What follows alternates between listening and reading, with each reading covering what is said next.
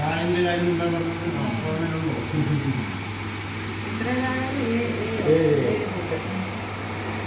ഏഴ് കൂട്ട് 7 താപൽ 7 പേരുടെയും കൈവശം. അത് 7 പേരുടെയും കൈവശമാണ്. ബാക്കി 2 കൈകാരന്മാരുടെ കയ്യിൽ 4 കരപ്രമാണിമാരുടെ കയ്യിൽ. കരപ്രമാണിമാരെന്ന് പറയുമ്പോൾ അന്നത്തെ കാലത്ത് കരപ്രമാണിമാരാണല്ലോ ഉള്ളത്. അല്ലെ അവരുടെ കുടുംബക്കാർ ആരെങ്കിലും ഒരാളുടെ കയ്യിൽ 7 പേരോട് വന്നാൽ ഇത് തുറക്കാൻ അടയ്ക്കും. അങ്ങനെ കാരണം താക്കോൽ വേണ്ടേ?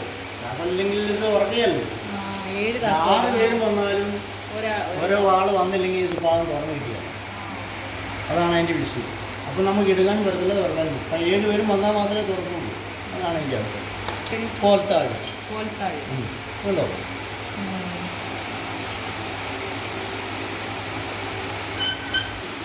ഇങ്ങനെ മൊത്തം ഇതുപോലുള്ള ലോകമായിരുന്നു അന്നുണ്ടായിരുന്നു.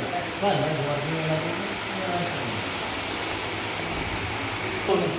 ഇതിനാണ് താരി അങ്ങനത്തെ കൂട്ടം മട്ടുണ്ട് പോലെ പാവത്തിന് ജോട്ടികളൊക്കെ 7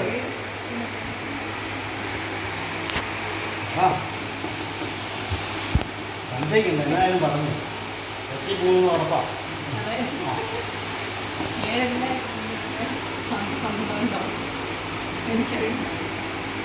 മോളെ ഇതൊന്ന് എണ്ണാവോ? മുട്ട ഒന്ന് എണ്ണാവോ? ഒന്ന് എണ്ണിക്ക്.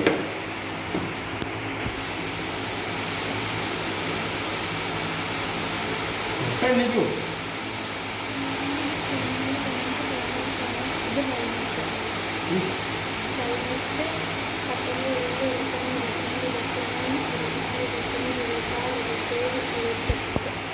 ഇരുപത്തെട്ട് മുട്ട അല്ലേ? ഈ 28 മുട്ട എന്നാണ് നിങ്ങൾ പറഞ്ഞ 7. അവർ 7 പറഞ്ഞ 7 പുതാശയാണ്. 9 ദിവസത്തിനാണോ? അത് ഏതാണെന്ന് അല്ലേ? ഇങ്ങനെയല്ലേ പറയുന്നത്? ഈ 28 മുട്ടയുണ്ട്. 28 ശതങ്ങളാണ്. അതായത് പ്രധാനം കിട്ടിയ 28 ശതങ്ങളുടെ ആ ഭാഗം നമ്മുടെ പങ്കാളിയുമായിട്ട് പങ്കുവയ്ക്കുന്ന ഒരു ഭാഗമായിട്ടാണ് നമ്മൾ വിചാരിക്കുന്നത്. ഇല്ല ഇല്ല ഞാനിത് പറയുമ്പോൾ തെറ്റിദ്ധരിക്കരുത്. പള്ളിക്ക് ഇത് കൊടുക്കണമല്ലേ എപ്പോഴും ഇത് എത്തിക്കണം. അപ്പോൾ പള്ളി എന്നെ കാണിക്കും ഉണ്ടാക്കി അപ്പോൾ അതാണ് ഇത് കൊടുക്കുന്നത്. അത് കഴിഞ്ഞ കാലഘട്ടം മാറി സ്വർണ്ണക്കടകളാണ്. സ്വർണ്ണക്കടകളായപ്പോൾ നമ്മൾ ക്രിസ്ത്യാനി നടന്നു. ഏതാണെന്ന് മുസ്ലിമാണോ? അതേ ഉള്ളൂ. അപ്പോൾ ഇതിൻ്റെ എണ്ണോ അല്ലെങ്കിൽ ഇതിൻ്റെ കാര്യങ്ങളോ നോക്കിയല്ല തരുന്നത്. നമുക്കും അറിയില്ല. നമ്മുടെ 7 ഉദാസകൾ ആ രീതിയിലാണ് നമ്മൾ പോയത്. അപ്പോൾ ഇതിപ്പം ഞാൻ ഈ പിള്ളേരുള്ളൂ. ഇനി ഇതെന്നാ ഉണ്ടോ?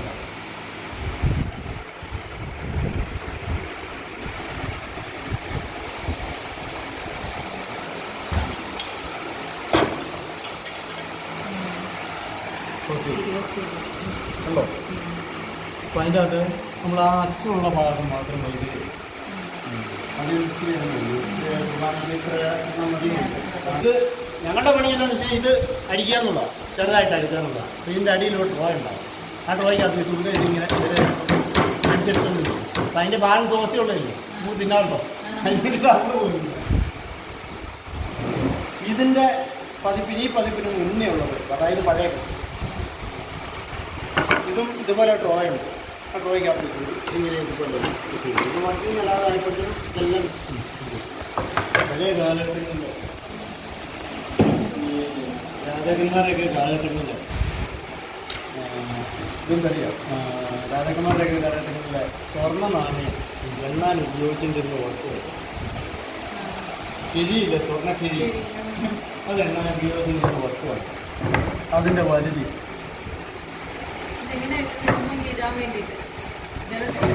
നമ്മളിങ്ങനെ ഈ വാരി ഇടുക. ഇങ്ങനെ വാരിയിട്ട് ഒരു വടികോലുണ്ട്. ആ വടികോൽ കൊണ്ട് ഇങ്ങനെ വടിച്ചെടുക്കുക.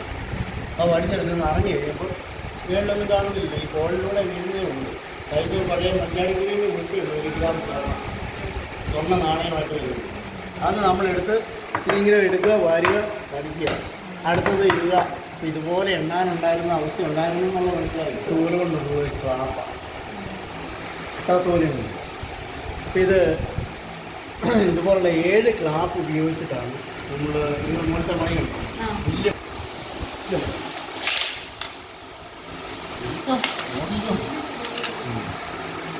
ഇതെന്ന് പറഞ്ഞാൽ പഴയ അടച്ചുപാറ്റിയുടെ രീതിയുണ്ട് അല്ലേ? കഞ്ഞിയൊക്കെ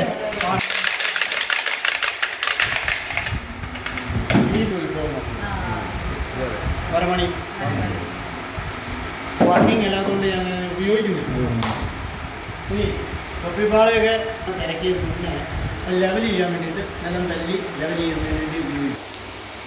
ഇപ്പോൾ നമ്മളുടെ അപ്പം വേറൊക്കെ അതൊന്നും നോക്കിയേ ആളുകളെ കൊണ്ട് കണ്ടിട്ടുണ്ടോ?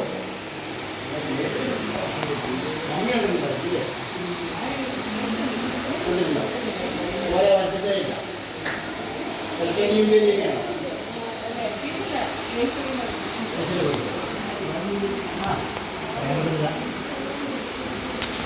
ഈ മലയാള ഭാഷയിൽ ചുമകളും ലിപികളും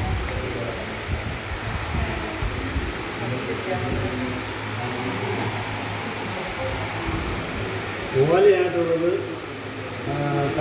ഓലയും മറ്റേ ഗ്രന്ഥം ആയിട്ട് പറയുന്നത് ഇത് കെട്ടുകൾക്കാണ് ഗ്രന്ഥമായിട്ട് പറയുന്നത്.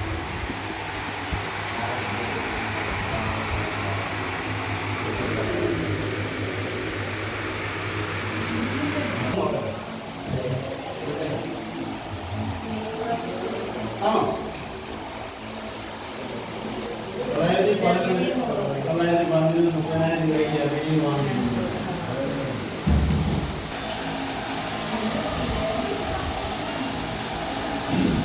അത് പഴയ നാട്ടുരാജാക്കന്മാരുമായിട്ടുള്ള ഏറ്റവും അവസ്ഥകൾ കാണിച്ചിട്ടുണ്ടാകും. നമ്മുടെ അമ്മയുടെ സ്റ്റാമ്പിൻ്റെ ഓരോ നാട്ടുകാരും ഓരോ സ്റ്റാമ്പാണ്.